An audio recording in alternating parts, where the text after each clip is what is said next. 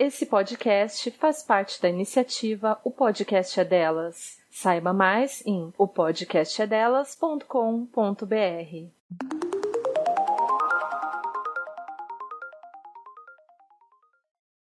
Se você também já passou vergonha por não saber o significado de algum termo do universo feminista, então vem com a gente nesse podcast que vai te ajudar a desmistificar palavras através do Dicionário da Língua Portuguesa.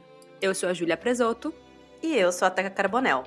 Nesse programa, nós vamos por terceiro episódio de uma série muito especial e pedida por vocês ouvintes sobre o mercado de trabalho. Hoje, eu e a Ju vamos conversar com uma musicista que vai tirar nossas dúvidas sobre a carreira.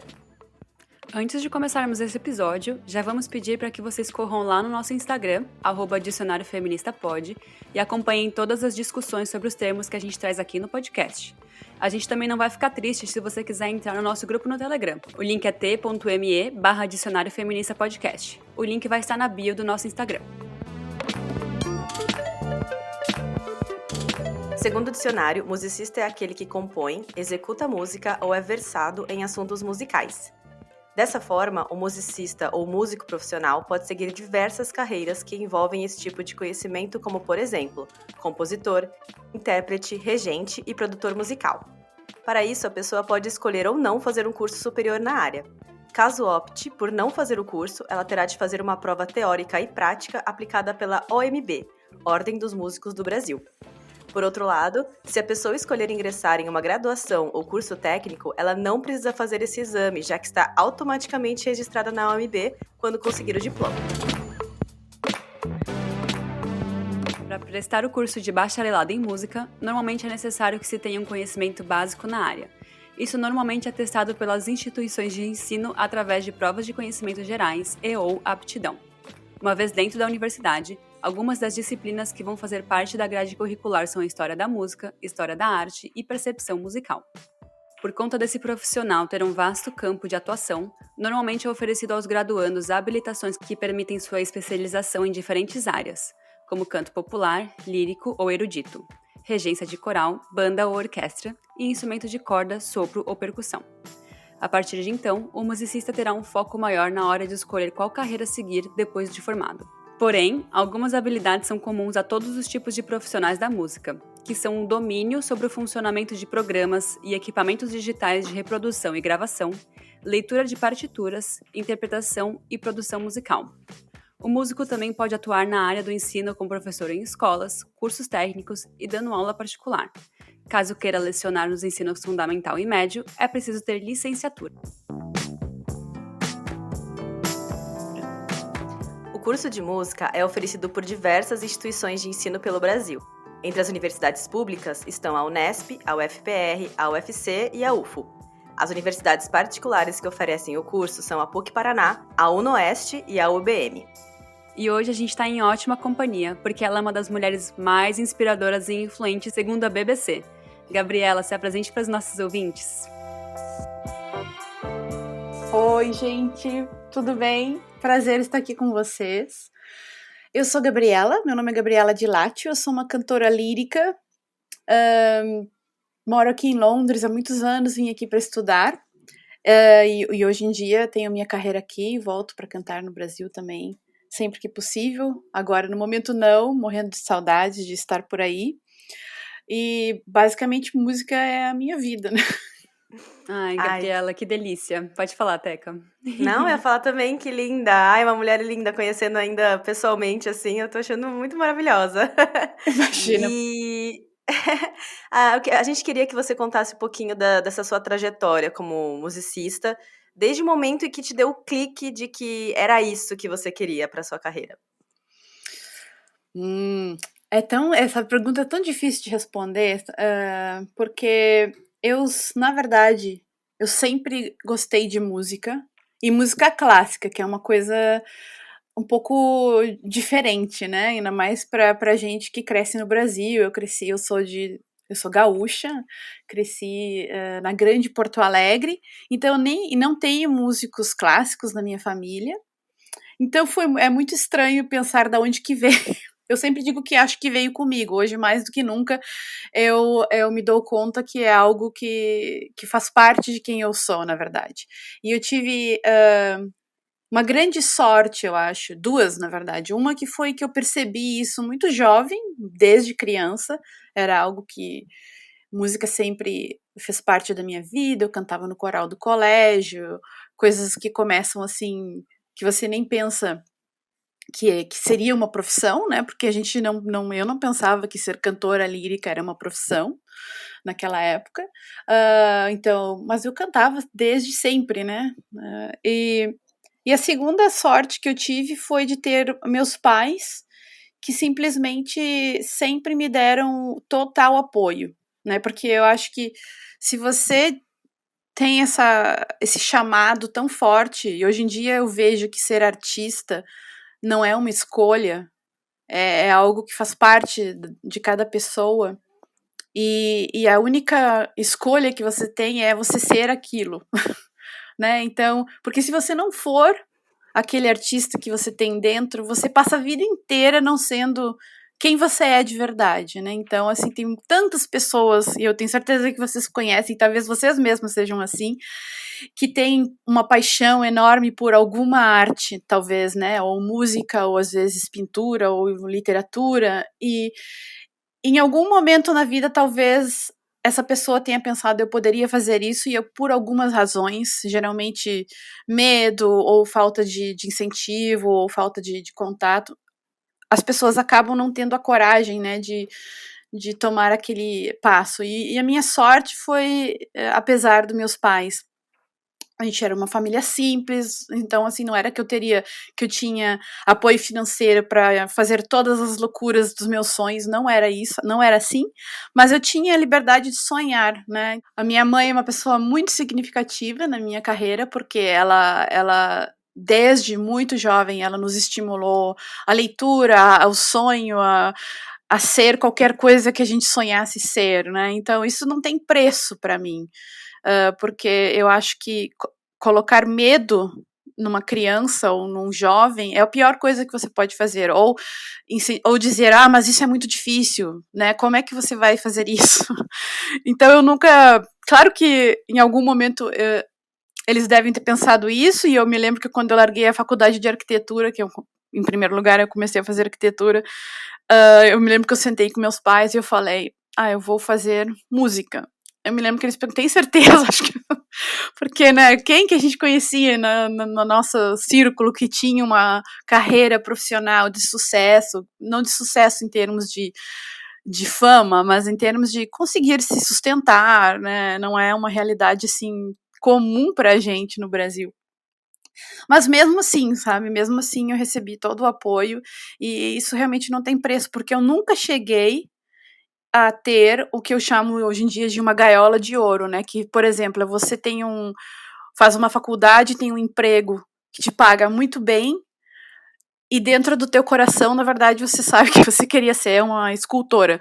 Mas no momento em que você tem aquela segurança de ter um emprego com um salário, é muito mais difícil você ter a coragem de sair daquela segurança, né? Então, na verdade, são três coisas de sorte, né? Porque eu não tive essa segurança, então eu tive desde o início, desde muito jovem, esse desejo, essa paixão pela música, e eu consegui ir atrás dela sem ter empecilhos de dúvida que poderiam ter sido impostos para mim, né, pelos meus pais, por professores, ou às vezes pessoas. Claro que hoje em dia, olhando tudo que eu fiz e todas as coisas, como foi a minha história, eu fico, nossa, que louca! Como que você conseguiu? Como é que você fez isso, né? Porque tem muitas coisas que eu fui assim na cara e na coragem e no desejo realmente de ser a melhor musicista, a melhor cantora que eu poderia ser, né? Então, é uma longa resposta para uma pergunta curta, mas é que realmente eu não sei aonde que foi o início, mas eu sei que até hoje é a coisa mais certa que eu já fiz na vida, né? Foi realmente seguir esse caminho, que é realmente quem eu sou, e eu acho que só quem é artista consegue entender o que a gente sente, não importa quanto dinheiro você ganhe ou não ganhe, cada momento que você tem a oportunidade de compartilhar a tua arte, seja ela qual for, com 1, 2, 1.000, 5.000 pessoas, não interessa quantas, mas que você faz isso, que você consegue fazer isso com toda a tua honestidade, com toda a tua dedicação, e você recebe um aplauso ou consegue ver o que tu conseguiu passar naquele momento, realmente não tem preço, sabe?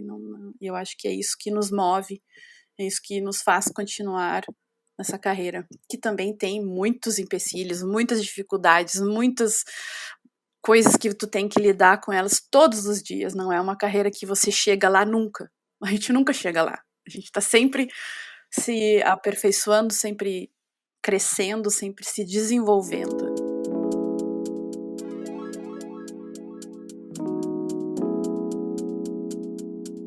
Ai, muito legal sua história. Eu acho que todo mundo que tem o apoio dos pais sabe como isso é um diferencial. Eu também tive muito apoio dos pais, eu também mudei de faculdade. Eu acho que você também teve bastante apoio dos seus pais, né, Teca, da sua mãe? Mais ou menos? A Teca também escolheu um caminho difícil, né, Tequinha? Mas eu acho muito legal a gente ter a noção de que a gente só conseguiu chegar lá porque sem apoio não é fácil, né? Mas é muito legal, eu amo, assim, falar sobre arte, sobre viver de arte. Eu trabalhei muitos anos com arte, então eu gosto muito de falar sobre isso. Mas também tem um lado difícil, a gente não pode romantizar, né? A gente, infelizmente, vive num mundo em que a gente tem que pagar as contas, a gente tem que pagar aluguel, a gente quer realizar sonho de viajar e tem que ter estabilidade, enfim. Como foi para você chegar nessa estabilidade? Quais foram os passos que você tomou? E também queria saber como que você viveu em paz com isso? Porque tem dias que você tem coisas mil acontecendo, e tem dias que não tem nada acontecendo. Como é que você lida com isso? Ah, ainda mais agora, né, que a gente tá, todos nós artistas que a gente é freelance, nossa, é difícil. Vou fazer eu vou contar bem rápido, né, eu acho que, eu não sei, eu acho que ser brasileira é uma coisa que sempre me influenciou muito, né, claro, eu noto isso mais vivendo aqui, mas eu sempre fui uma pessoa proativa.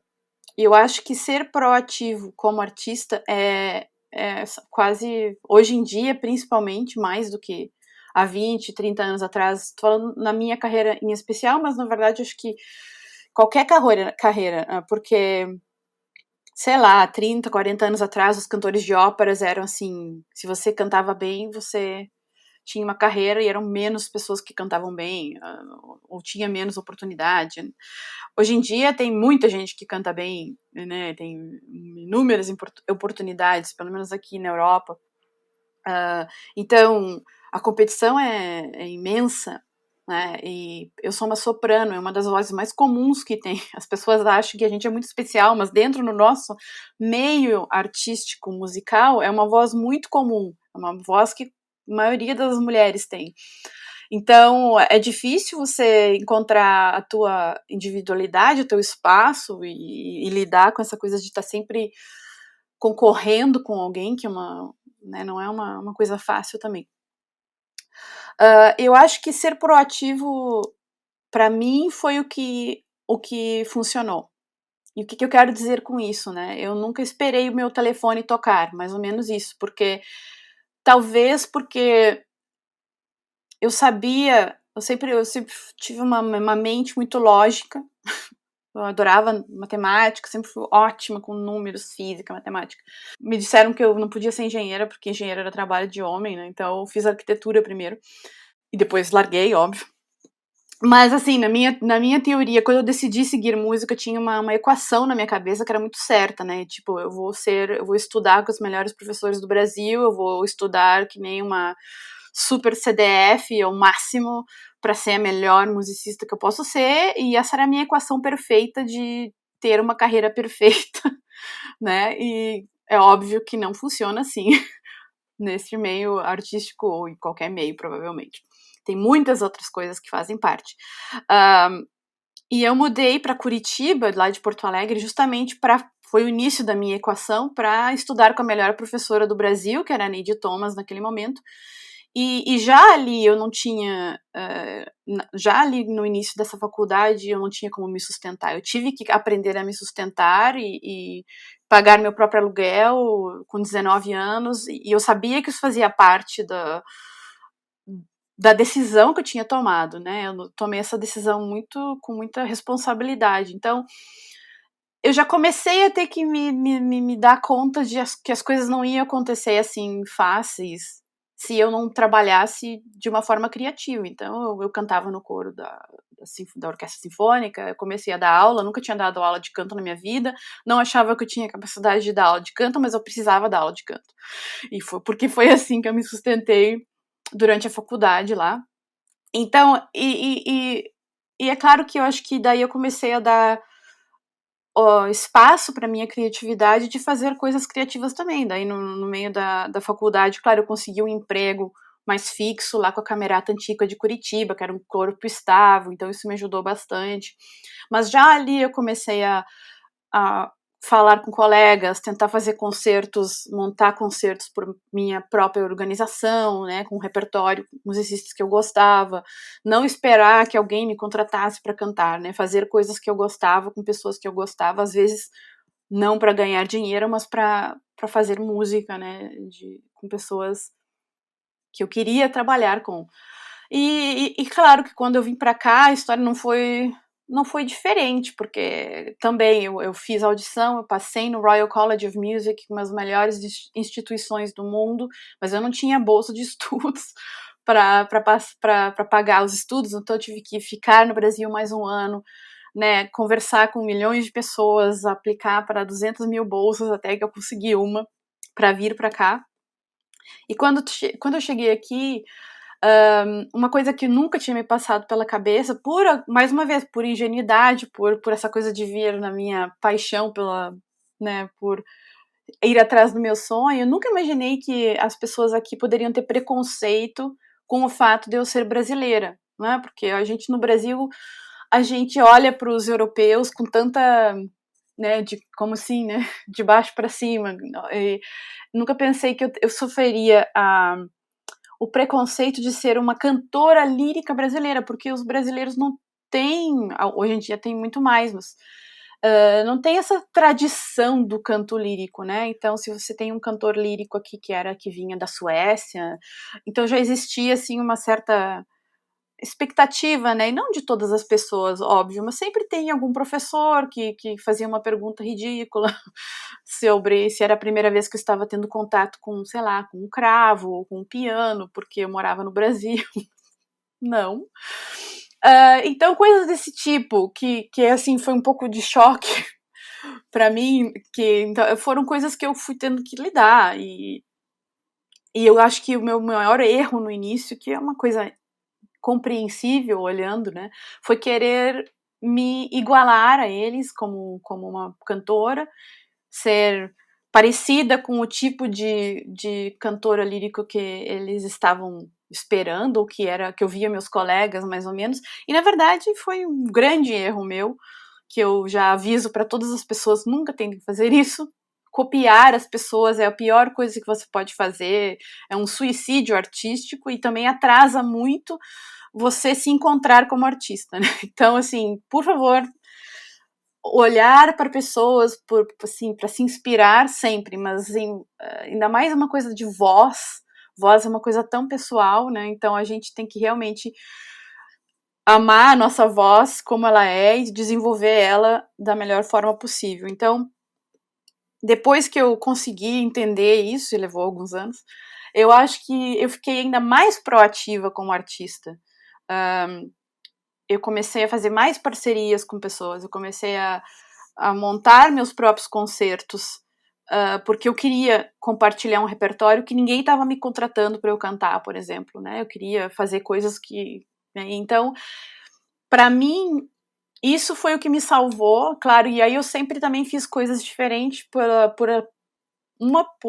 questão de eu morar aqui, fazer música brasileira, música sul-americana, que às vezes não é um repertório muito feito aqui pelos cantores europeus, então, claro, eu tentei ver o que eu posso fazer de melhor, que é o mais diferente aqui no momento, né, para eu tentar com os meus pequenos cotovelos abrir meu espaço aqui nesse lugar que tem tanto talento, né? Então eu fui bastante pela minha fazer um repertório mais diversificado, cantava muita coisa em espanhola também, e eu faço música barroca, música contemporânea, então abria assim um leque bem grande, né, para o tipo de repertório que eu podia, porque se tu canta só ópera é muito limitado, também tem que esperar uma grande produção de uma ópera para alguém te chamar, então eu sempre quis fazer coisas diversas, com grupos menores, ou concerto com voz e piano, ou com um grupo de música barroca, e aí isso foi algo que realmente me ajudou muito, né, em termos de trabalhar com pessoas diferentes, ser conhecidas por pessoas diferentes, ser chamada para trabalhar com pessoas diferentes. E claro que eu continuei sempre dando aulas, sempre que eu estou aqui, eu ainda dou aulas particulares, que também é sempre algo que, por exemplo, esse ano é algo que salvou muitas pessoas, né, no meio artístico, né, poder continuar dando aula online, coisas assim. Então, eu diria que vai muito da proatividade. E aí eu volto para o meu início, porque eu disse assim, eu não vejo uma saída para mim. Eu não tenho como não ser cantora, eu não tenho como não ser musicista. Eu não tenho uma opção. Porque eu sei que se eu não fizer isso, eu sou muito infeliz, né? Quando eu estava estudando aqui ainda, teve um momento que eu perdi a minha bolsa, eu tive que trabalhar de várias coisas, em escritório, fazendo trabalho, sabe, assim, bem administrativo. Não tem coisa que eu odeio mais. Então, e naqueles momentos eu me lembro que eu pensava, isso não sou eu, isso não sou eu, isso não sou eu, mas eu sei por que eu estou fazendo isso. Então, vai haver vários momentos que todos nós na nossa carreira, ou tem que trabalhar de garçonete, né, aquela história que a gente vê nos filmes, né, até que o teu sonho consiga acontecer, mas eu diria, você tem que fazer tudo o que você pode fazer para continuar aquele sonho, né? Para continuar indo atrás. E nada é vergonhoso, sabe? Eu acho que tudo vale a pena. Se você sabe por que você está fazendo.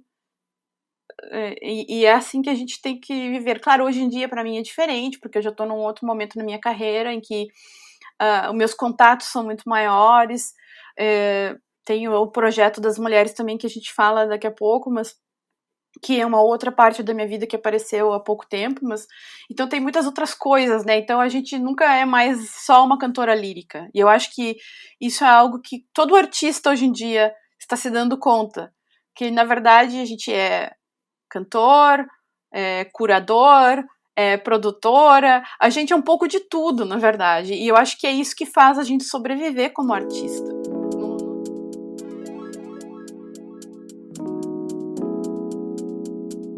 Eu queria saber, Gabi, você falou que foi para Curitiba para estudar e também você foi para Londres, né, para estudar. Eu queria saber quais faculdades que você fez e por quê. Bom, eu fui para Curitiba para fazer a faculdade de música porque a melhor professora de canto do Brasil ensinava nessa faculdade, a Neide Thomas, que infelizmente já faleceu. Então, essa foi a razão pela qual eu fui fazer a minha faculdade em Curitiba. Agora, eu já vou dizer que uma faculdade, você pode fazer ela aonde for que ela seja, onde for que seja.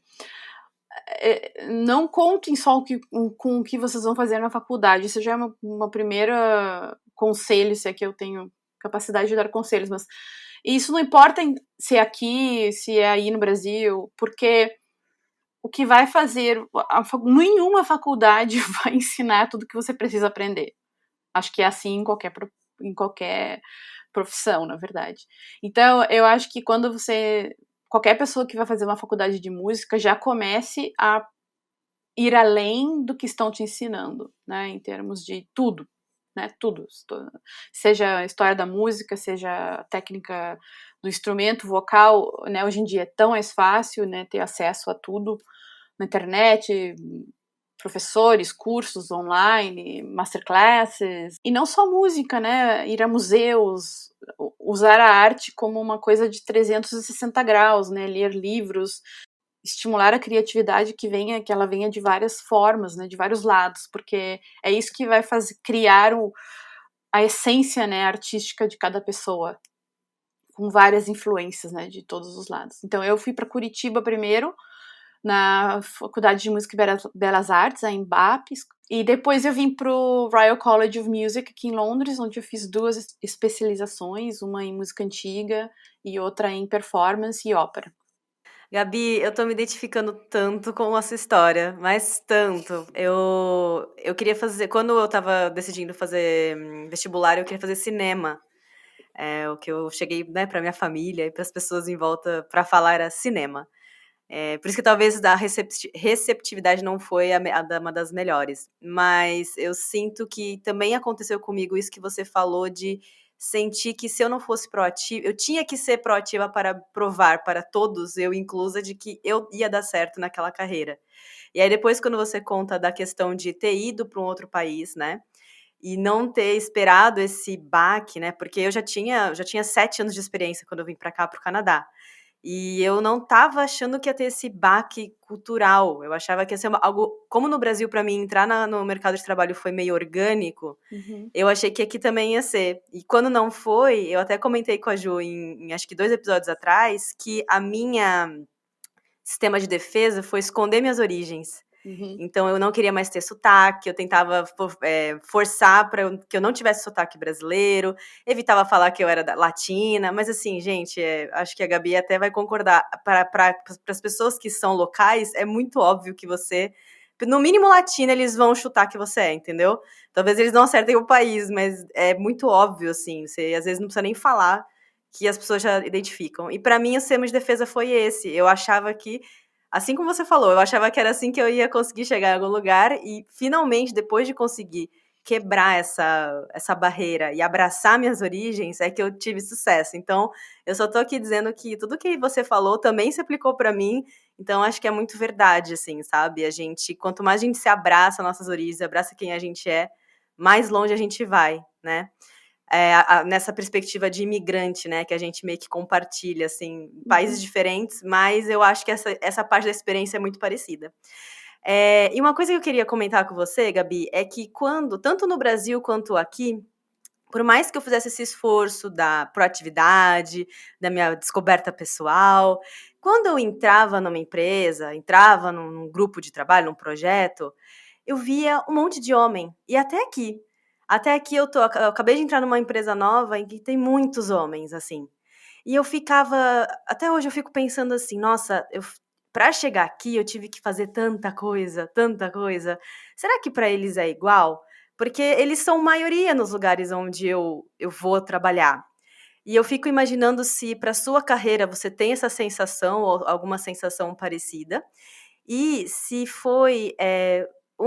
esse foi um dos motivos para que você iniciasse seu projeto, que é o DONI, né? Se pronuncia assim? É o seu projeto DONI. Se esse foi um dos motivos, assim, se você pudesse começar a entrar nessa área da atuação das mulheres na carreira de musicista e falar do seu projeto também pra gente. Só para reforçar o que tu estava falando antes, não adianta, eu vou puxar meu sotaque gaúcho. Às vezes eu fico tentando paulistanizar ele, mas não vai todo mundo ser tu agora, tu e gurias. Eu acho que a gente, como brasileiro, tem um complexo de inferioridade meio... Não todo mundo, né? Mas eu acho que às vezes... Eu notei, assim, especialmente quando a gente sai do Brasil. E eu não sei o que eu posso fazer para convencer as pessoas para serem exatamente o contrário, sabe? Porque eu acho que o fato de eu ser brasileira e vocês serem brasileiros aí é fundamental para tudo que eu alcancei na minha vida. É fundamental, porque eu vejo que existe as pessoas que nascem aqui, que tem, e é claro que eu era sempre contra, não, é claro que não, é claro que a gente aprende tanto quanto as pessoas aprendem no Brasil, é claro que um artista, um cantor lírico que aprendeu no Brasil pode ser tão bom quanto, claro que pode ser tão bom, mas quando tu chegas aqui e tu vê que as pessoas aqui começam a ter aula de música desde, sei lá, 5 anos de idade, é obrigatório nas escolas, todo mundo canta, todo mundo lê partitura, sabe? Tem corais amadores aqui que ganham concursos internacionais, é ridículo imaginar que a gente vai ter tudo que eles têm, né? E a gente tem que correr muito atrás em termos profissionais, técnicos, acadêmicos, em todos os sentidos. Mas aí chega no momento de quando você sai da faculdade, que daí essa parte, ok, agora eu estou aqui na vida real de artista, como é que vai ser? Aí os brasileiros vão. Acho que não só brasileiros, os imigrantes, eu acho, em geral, né? Os sul-americanos. Né? Por quê? Porque eles têm muito mais resiliência. Mas vão ter muito mais resiliência para lidar com a vida de ser artista, né? Com os momentos que as pessoas estão questionando e as rejeições, sabe? Porque a gente cai e levanta, cai e levanta, cai e levanta. Então, assim, eu acho que para qualquer pessoa que está ouvindo isso, que pensa em ir para fora, né, abracem a brasilidade o quanto antes, mas já cheguem cheio de orgulho e já cheguem falando tudo que vocês querem falar com todas as loucuras que os brasileiros pensam da forma artística ou não artística, seja em qualquer profissão, porque eu acho que cada vez mais eu vejo que é isso que é a nossa força maior, sabe? E eu acho que é isso que faz o Brasil ser, né, ter esse povo que é tão especial para o mundo inteiro, né, que o mundo inteiro ama o Brasil. Nem foram nunca ao Brasil, mas existe um grande amor pelo Brasil, e a única razão por existe esse grande amor pelo Brasil são os brasileiros, que eles conhecem por aqui, que não existe uma pessoa que eu conheça que seja europeu, ou americano, ou australiano, que não diga, meu amigo brasileiro. Eles amam, todo mundo ama brasileiro, né, porque brasileiro tem essa energia, essa luz. Então, abracem a brasilidade e voem.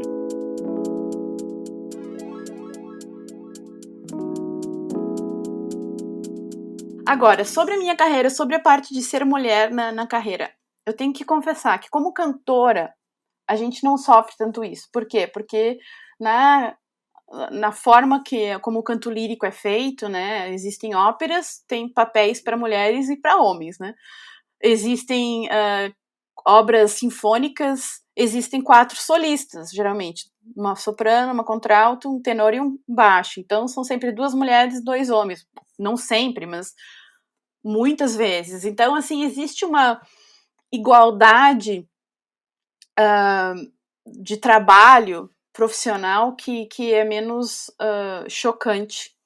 Mas isso é só na minha carreira, porque o resto inteiro da carreira de musicistas não é assim, né? Se você é maestra, aliás, aprendi uma coisa muito interessante essa semana, que a palavra maestrina é bem errada, né? Porque parece não existe regra no português em que o vire ina, né? Então é maestro, deveria ser maestra, não maestrina. Maestrina é uma forma diminutiva do italiano, né, que se refere a uma professorinha. Então, maestras, instrumentistas, todas essas mulheres vão sofrer, ou sofrem e sofreram mais do que eu, né, na minha carreira. O que aconteceu comigo? Eu sofri por ser imigrante, sofri por ser mulher em termos não na minha profissão, mas por questões sexistas, por homens fazerem piada de mau gosto, por homens tentarem, sabe, esse tipo de coisa que toda mulher passa em qualquer profissão. E aí um pouco o preconceito de ser brasileira. Mas eu não sofri preconceito por ser cantora, né, porque por essas razões. O que aconteceu comigo? Aconteceu comigo que mais ou menos em 2015 eu fui chamada para fazer muitos concertos que tivessem canções com textos de Shakespeare, porque era aniversário de morte de Shakespeare. Então, por causa disso, eu pude pesquisar um repertório que não era tão parte do meu repertório comum. Eu pude ampliar um pouco, e nessa minha pesquisa eu acabei descobrindo várias mulheres compositoras que eu não conhecia. E aí isso me deixou com uma pulga atrás da orelha, porque eu sabia que existiam mulheres compositoras na música clássica, mas elas eram quantas? Não sei, dava para contar nos meus dedos. E geralmente elas vinham também com um codinome, né? A fulana de tal, que era a esposa do Schumann. Aquela outra que era a irmã do... Então elas sempre tinham alguém que era o parente delas. Elas quase nunca vinham assim, a fulana de tal. E aí, como eu fiquei com essa pulga atrás da orelha, acabei listando, cantei vários músicas de mulheres naquele ano, de mulheres que não conhecia. E passou mais um ano e eu ficava encontrando mais, e aí eu acabei encontrando aqui em Londres, por acaso, mas não por acaso, essa, até tá aqui perto, essa enciclopédia, que tem 2 volumes, na verdade. Esse aqui é um deles. São 2 volumes de 1.500 páginas, não sei. Chama Enciclopédia Internacional de Mulheres Compositoras. O nome já diz tudo.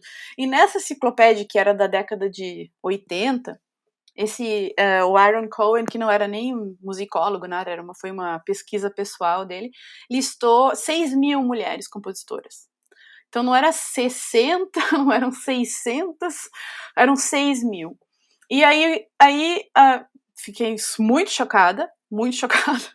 E eu fiquei, não, que isso? Daí qual foi o meu primeiro pensamento? Isso é só uma lista enorme de 6.000 nomes, não quer dizer que a música dessas mulheres eram boas, né?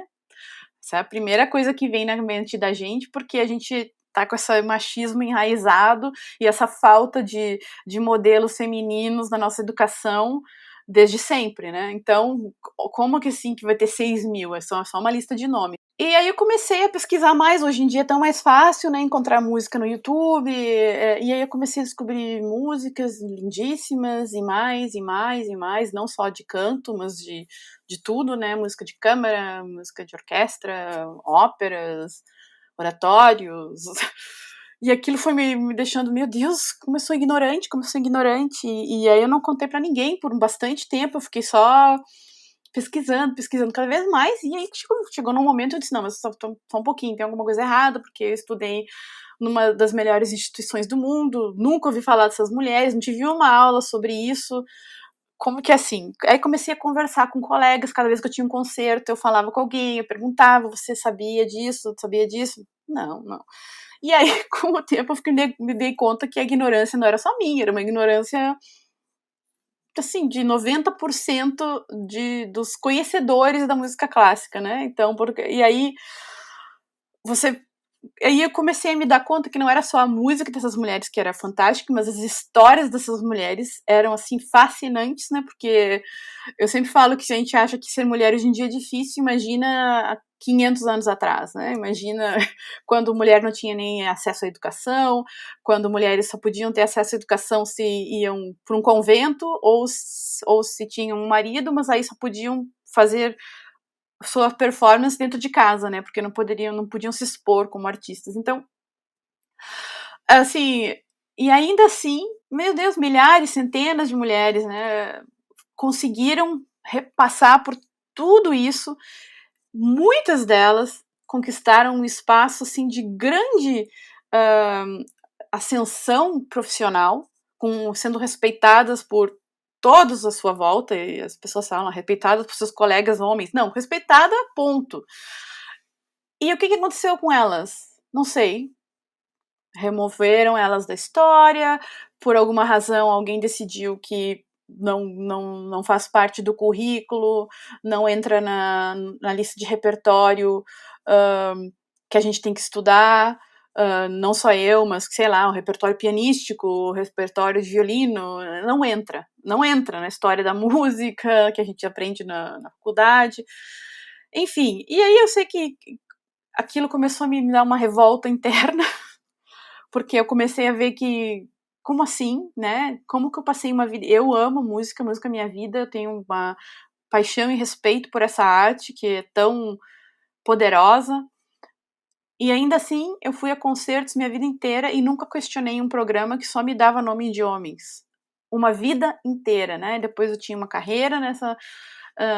então isso me assustou bastante e chegou num ponto que realmente, como eu sempre digo, não adiantava mais nada eu ficar brigando com meu marido na mesa do café, porque ele é inglês, é branco, tem todos os privilégios, então ele tinha que ficar bem quieto me escutando. E ele só dizia, não me diga, achou outra mulher maravilhosa. Sim, óbvio. Então chegou num ponto que só ficar ali brigando com ele não ia adiantar nada, não ia me ajudar, não ia ajudar ninguém.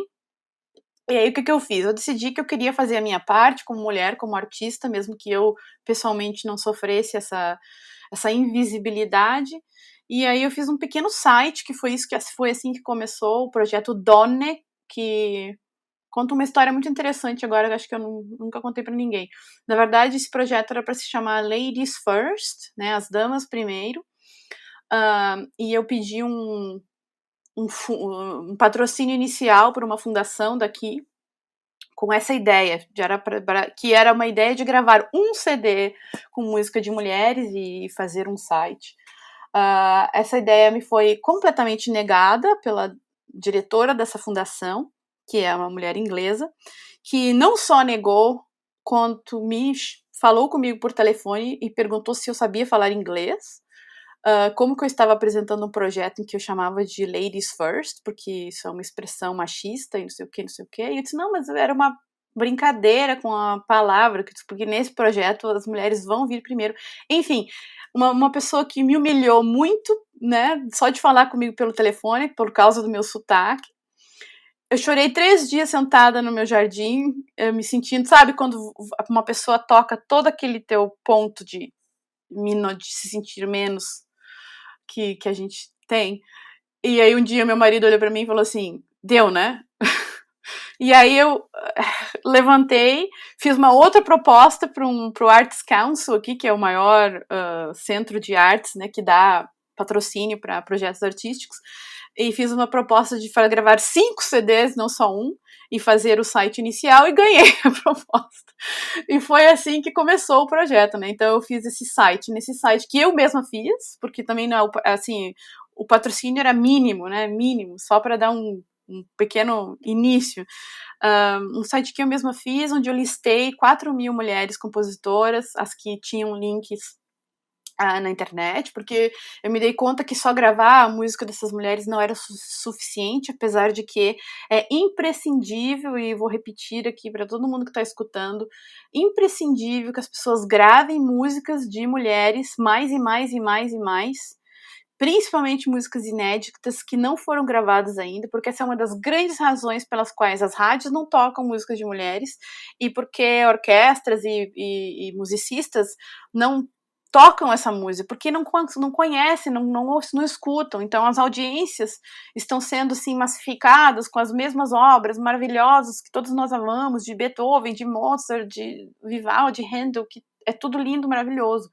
Mas assim, o público em geral não está tendo contato com assim 50% mais de música maravilhosa, e não vamos só restringir a música, né, porque é arte em geral, simplesmente porque essa música não está sendo gravada ou não está sendo apresentada para eles. Então já aviso para todo mundo ouvindo que seja um pouco mais curioso, sabe, liguem para as suas rádios favoritas, peçam músicas de mulheres, comecem a realmente afincar o pé, assim, e não simplesmente por uma questão feminista, sabe, hoje em dia isso vai muito além de ser feminista.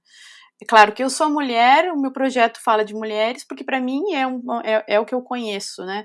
Mas eu sempre falo mais e mais, cada vez mais, aquela menina que morava lá no sul do Brasil, que, sabe, que tive a sorte de ter 2 pais que me incentivaram. Imagina se essa menina fosse negra, se essa menina tivesse uma deficiência, se essa menina fosse negra, tivesse uma deficiência e decidisse que era gay. Então, assim, tem níveis e níveis e níveis de problemas que cada vez mais a nossa sociedade está passando, e a gente vê, ao invés de melhorar, parece que está piorando, né? Então, assim, é nosso dever, eu acho que como cidadão, e quanto mais privilégio a gente tem, mais a gente tem que fazer. Essa é a minha, assim, eu sempre falo pro meu marido. Tu tem todos os privilégios, tá? É homem, é branco, é europeu, então tem que fazer mais do que eu, tá? Então é mais ou menos isso. Então eu comecei esse projeto que era só um site que tinha esse nome das mulheres lá. Não imaginei que ia virar nada mais do que isso. Isso foi no Dia Internacional da Mulher de 2018. Eu entrevistei várias compositoras vivas que moravam aqui em Londres. Uma delas, a Rachel Portman, que foi a primeira mulher que ganhou o Oscar, que foi muito generosa, abriu as portas da casa dela e gravou, e tem várias entrevistas lá no site. E o que aconteceu alguns meses depois foi algo muito, assim, que mudou realmente a minha vida, minha carreira, tudo, né? Porque eu comecei a receber mensagens de mulheres compositoras do mundo inteiro, dizendo, muito obrigada, você pode me adicionar à sua lista? porque eu chamei a lista The Big List, a grande lista, porque pra mim era o que era, né? Meu Deus, essa lista é muito grande. E aí eu disse, sim. E isso veio do mundo inteiro, e nunca parou, e não parou até hoje, não, e cada vez mais, né? Tipo, mulheres dizendo, estou mandando uma salva de palmas de uma mulher só aqui da Austrália pra você. Muito obrigada, muito obrigada. E isso me fez ver a invisibilidade que essas mulheres sentiam, né? Porque tem tantos níveis, né, de invisibilidade que a gente pode sofrer, mas uma compositora, se nós, musicistas, não tocamos a música delas, como é que as pessoas vão conhecer a música delas? Claro, pode gravar num Sibelius, MIDI, mas é horrível, né? A qualidade, fica um não é... A música tem que ser tocada, a música tem que viver, né? A música tem que ter a energia da plateia. Então, esse projeto realmente, que hoje em dia, agora, 3 anos depois, no final do ano passado, virou uma fundação de caridade aqui na Inglaterra. É um projeto que eu levo sozinha desde o início. A gente sempre tem alguns patrocínios para fazer coisas pontuais, mas até agora não existe assim um grande... Mas é algo que eu não é impossível para mim não fazer, né? Por quê? Por 2 razões. Porque é extremamente inspirador para mim. Eu tenho um grande senso de compromisso com isso que eu comecei, e porque eu vejo o impacto, por menor que ele seja, e por mais raiva que eu tenho que ele seja tão devagar, porque eu não entendo, e quanto mais eu conheço, quanto mais eu estou em contato, porque hoje em dia eu estou em contato com milhares de mulheres compositoras do mundo inteiro, né? Então, assim, é tanta música maravilhosa que eu descubro. Eu não entendo por que a gente ainda liga uma rádio, e se vocês pegarem, só por curiosidade, qualquer rádio que vocês escutem, quantifiquem, né? Mesmo na música popular. Na música popular as pessoas acham que é mais igual para as mulheres. Não é. É pior até. Né? O jazz, horrível, né? Ainda é uma música muito, muito machista, é um meio machista. Agora, nesse ano, eu tenho assim, a grande honra de ter vários embaixadores do projeto que aceitaram o meu convite para ajudar a divulgar a existência dele e convidar mais mulheres a participarem. E a Adriana Calcanhoto é nossa embaixadora, a Joyce Moreno é nossa embaixadora, e a Joyce Moreno, e ela mesma dizendo que quando ela começou na Bossa Nova, as pessoas chegavam e elas achavam que ela era namorada de alguém. Nunca achavam que ela era a musicista que ia se apresentar, né? E ela dizia, mas você toca violão que nem homem, você escreve música que nem homem, né? Então, assim, a gente pensa, porque a gente vê algumas mulheres recebendo mais atenção hoje em dia, não só na música clássica, mas na música popular, e a gente vê, o Grammy recebeu não sei o quê, tem a Lizzo, tem a Beyoncé, né? É um número muito pequeno comparado com a realidade de milhões de mulheres, né, que estão lutando para receber o seu espaço. A gente tem muitos, assim, chama de gatekeepers, né, as pessoas que ficam fechando as portas, seja lá por que razão, ou porque, às vezes por ignorância, às vezes por preconceito, às vezes porque não se dão conta.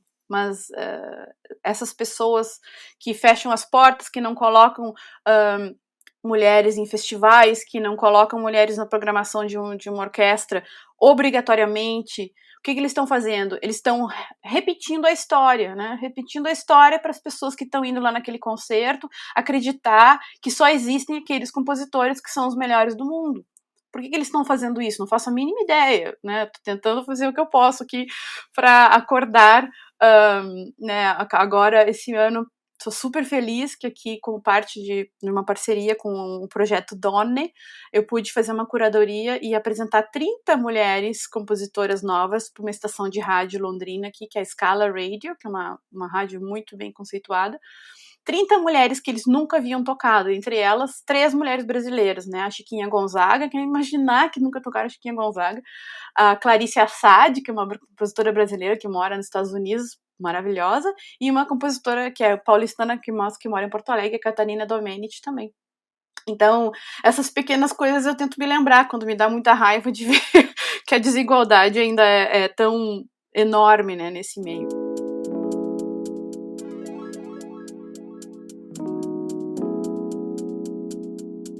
um prazer ouvir você falar a sua história. Muito, muito, muito inspiradora mesmo, assim, muito legal. Eu tenho uma dúvida em relação ao Doni. O que significa Doni? É uma palavra em italiano, né? Mulheres, em italiano. É porque aconteceu isso. Quando eu não pude dar o nome que eu queria dar, a dona dessa fundação me disse: você tem que trocar o nome deste projeto ou nós não vamos nem aceitá-lo. E aí eu pensei, bom, então eu vou honrar meus ancestrais italianos e vou chamar de Donne. Mas como eu imaginei que muitas pessoas aqui não necessariamente saberiam o que Donne era, então coloquei tipo assim um subtítulo, né, que era Women in Music, Mulheres na Música. E é por isso que chama Donne. E aí o que aconteceu que eu mudei o nome, apresentei o projeto, ela me disse não, igual. Enfim. Essa mulher, ela tá olhando pra você hoje falando, ai, como eu errei. É uma delícia fazer isso. Não, eu acho que ela nem lembra quem eu sou, mas a gente tá sempre nos mesmos circuitos hoje em dia, é engraçadíssimo. Eu lembro quem ela é. Tudo bem.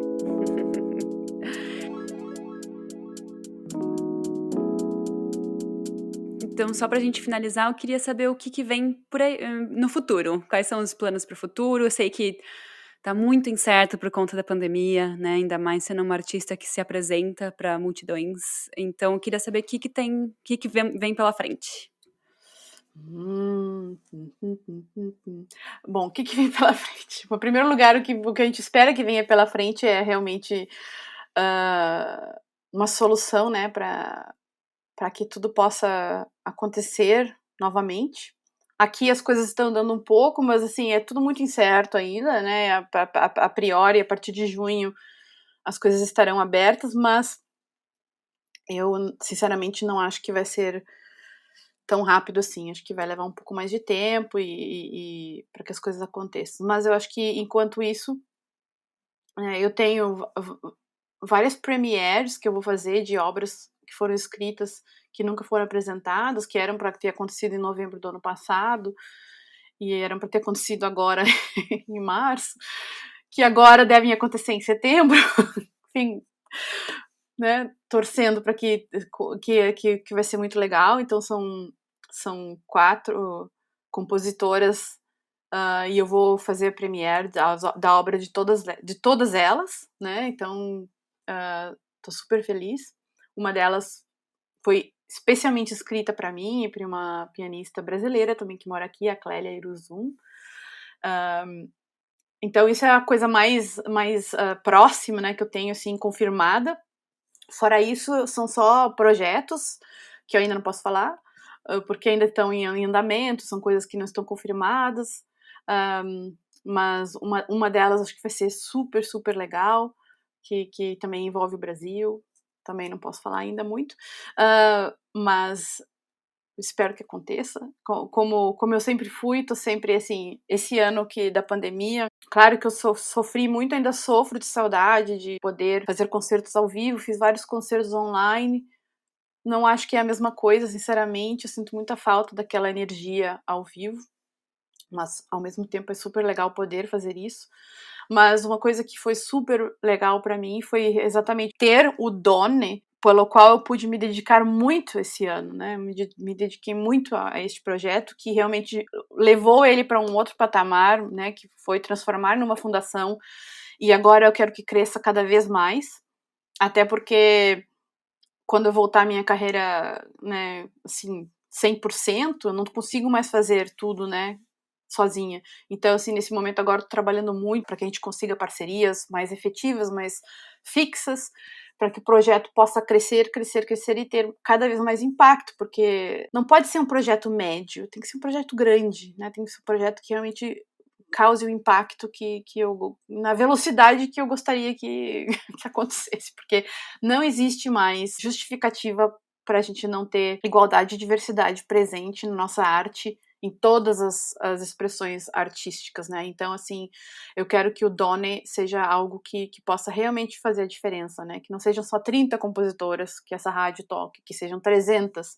que não seja só essa rádio, que sejam outras rádios, que sejam as rádios do Brasil também, que se interessem, que eles escrevam pra gente, né? Que peçam curadoria de programas, porque é fácil encontrar repertório, é fácil, É bem fácil. Só eu entendo que muitas orquestras, grupos, organizações não tenham tempo de fazer. Então, entre em contato com o Doni, porque peçam a curadoria de uma programação, sabe? Porque é muito possível e só enriquece todas as pessoas que vão num concerto, que saem de lá inspirados, sabe? Não tem uma vez que eu cante uma música num concerto, e geralmente as músicas que eu canto de mulheres não são conhecidas, né? Porque não é um repertório conhecido. Não tem uma vez que as pessoas não venham falar comigo no final e falar, nossa, que maravilha essa música, eu vou procurar mais coisas dessa compositora, eu não conhecia, sabe? Então, é isso que a gente precisa, aguçar, plantar uma semente, aguçar a curiosidade, né? Então,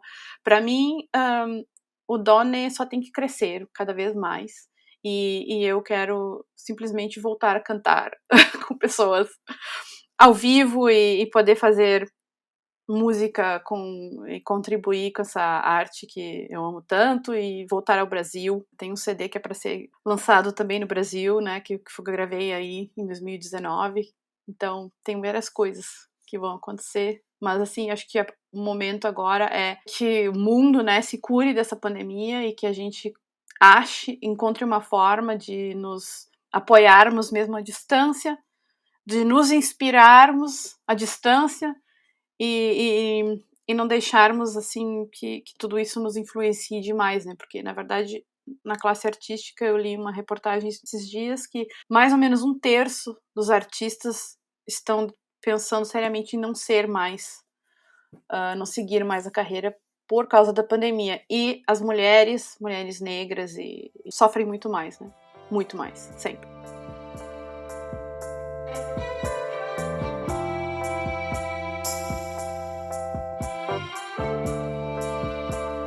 Muito inspiradora, meu Deus do céu. Acho que eu vou mudar de área, eu vou virar musicista. Todo episódio eu falo isso, né, Ju? Então agora, Gabi, a gente vai para aquele momento Notas de Rodapé, onde a gente queria que você falasse um pouco referências bibliográficas, álbuns, compositoras, para que nossos ouvintes pudessem escutar e conhecer, principalmente se elas estão querendo prestar o curso de música, seguir essa carreira, ainda estão meio que pra lá, meio que pra cá, não sabem muito bem. Quem que você recomenda? Quem você recomenda para os nossos ouvintes?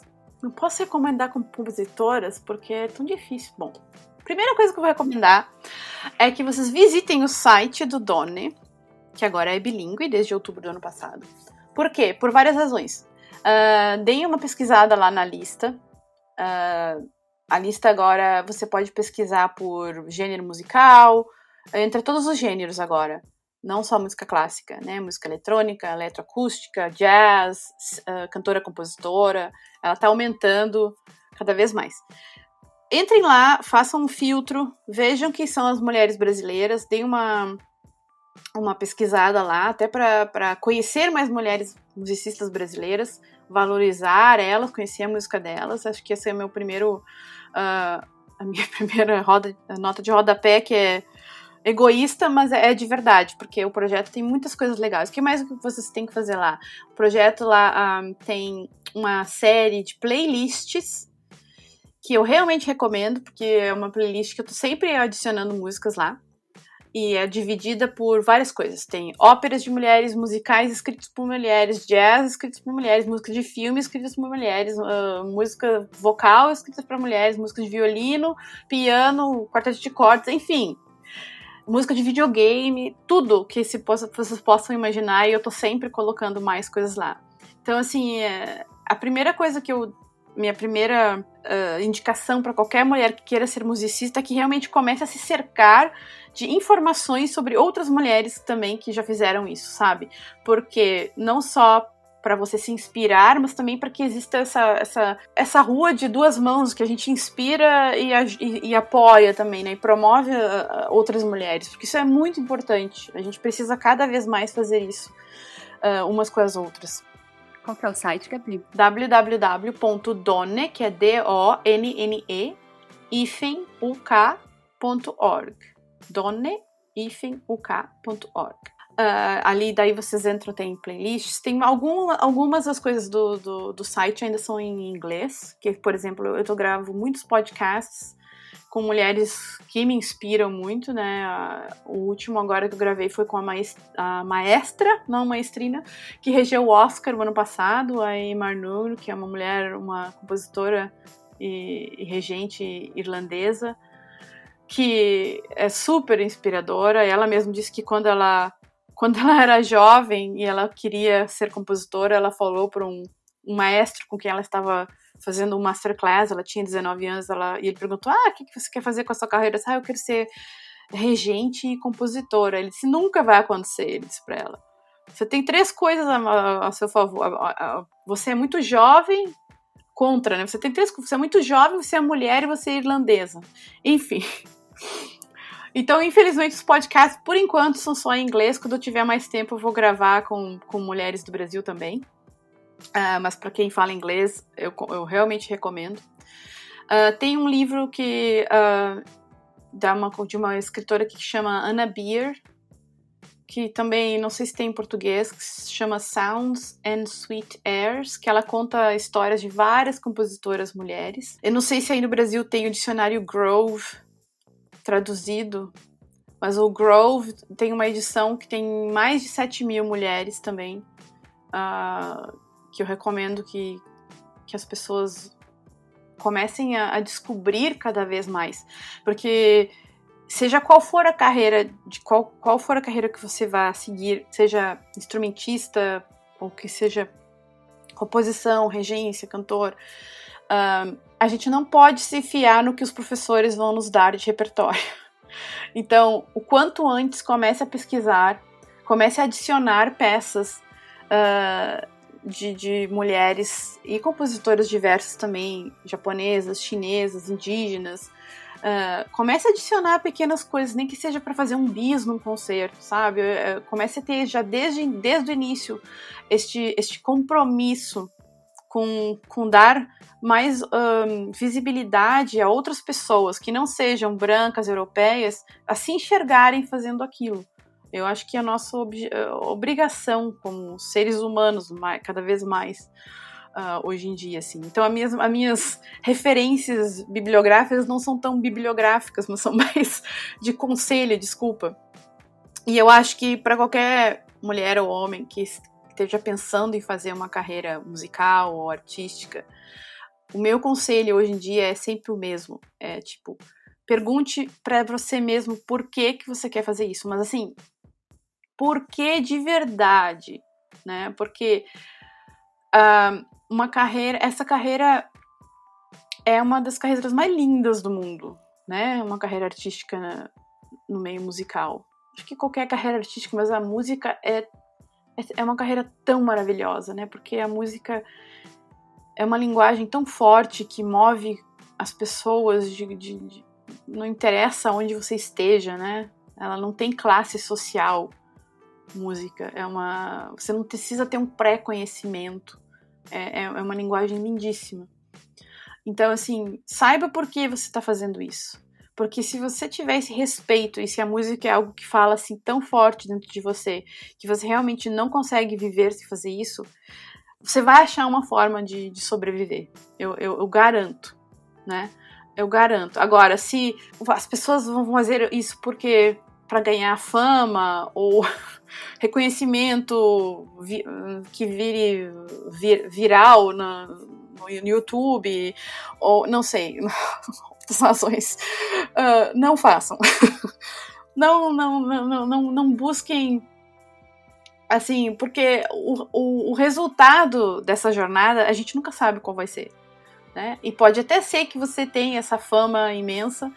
E aí, se você chegar nesse momento dessa fama imensa, eu ainda vou dizer que o momento mais legal vai ser, às vezes, um concerto íntimo que você está fazendo para um público que você talvez não imaginava, que vai te dar um abraço como pagamento e vai valer mais do que o cachê que você ganhou, não sei, no Ópera de Mônaco, né? Então, esse é o meu conselho. Pergunte bem no íntimo por que você está fazendo isso, porque vão existir muitos momentos em que as pessoas vão dizer que você não é bom o suficiente, vão ter muitos momentos que você vai ler uma crítica, que você vai ouvir coisas que você não gosta, vai ter momentos em que você vai se dar conta que realmente naquele concerto você não fez o teu melhor por qualquer razão que seja, por saúde, por, sei lá, por falta de concentração, e aí você vem pra casa e você vai se sentir muito péssimo, e aí o que vai te fazer levantar no outro dia e realmente continuar fazendo aquilo que naquele momento tá doendo tanto, que alguma pessoa falou que você fez mal, é o desejo de ser melhor pra respeitar essa arte que você ama tanto, né? Então é isso que vai fazer você continuar. E não tem preço. Nossa, eu até me emocionei, porque é verdade.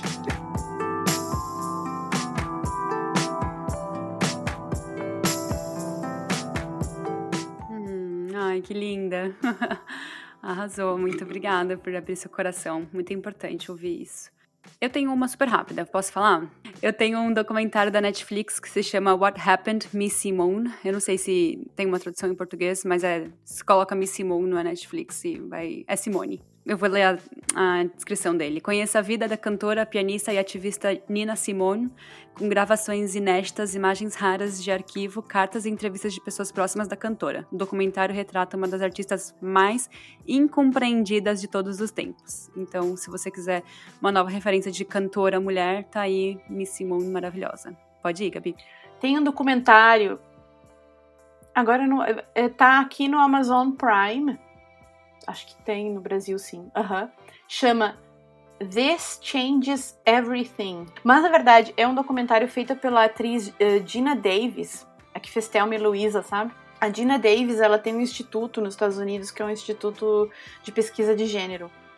E ela faz muita pesquisa dentro do cinema. Teca, tu tem que ver esse documentário. É absolutamente fabuloso. Chama This Changes Everything. Isso muda tudo, acho que é a tradução em português. E é um documentário que ela fez sobre a presença feminina no cinema, né? Desde o início do cinema. E é reveladorzésimo, né? Impressionante. Inclusive tem uma moça na Suécia que fez uma espécie de um prêmio para os filmes que os diálogos das mulheres não fossem sobre homens ou sobre não era, tem duas coisas. Elas tinham que ter um nome real, assim, e os diálogos delas tinham que ser qualquer outra coisa que não homens. E vocês não fazem ideia de quantos filmes não passaram nesse teste dela. São pouquíssimos que receberam. Acho que é o teste de Bechdel que chama, né? Isso mesmo. Então, assim, eu recomendo. Isso muda tudo. É um documentário da Geena Davis. E é realmente porque ela diz assim, porque as pessoas agora vem um filme com uma mulher negra como protagonista, eles pensam, nossa, que ótimo, mudou. Depois do #MeToo, tá tudo ok para as mulheres. Gente, não tá tudo ok. Não está tudo ok. E existe um grande perigo de isso ser uma fase e daqui a pouco, sabe, é muito impressionante que como as pessoas têm essa ideia de que o problema acabou, não acabou. Então, assim, recomendo esse documentário muito, muito.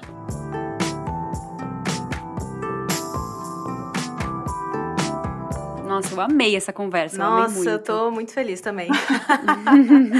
Gabi, muito, muito, muito, muito obrigada por ter passado esse tempo com a gente no sabadão.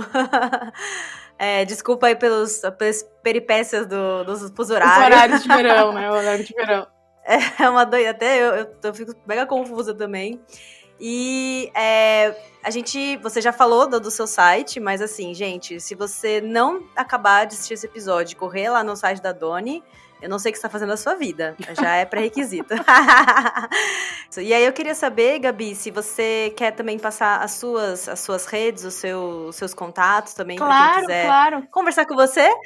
Com prazer. Então, eu sou @gdilatio, que é DILACCIO, Gabriela Dilatio. Sou @gdilatio em tudo. No Instagram, no Facebook e no Twitter. E o meu site é www.gabriela.dilatio.com. Então, por favor, fique à vontade, mandem perguntas.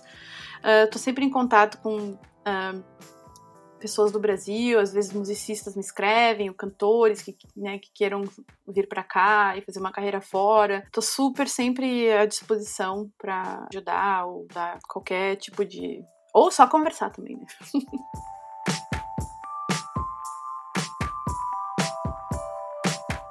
Então é isso, gente. Como a gente só trabalha com fatos, todas as fontes citadas na produção desse episódio estão na descrição. Para quem quiser estudar mais sobre o assunto, é só dar uma passadinha lá. Muito obrigada por ouvir a gente e tchau! Tchau! Tchau, gente!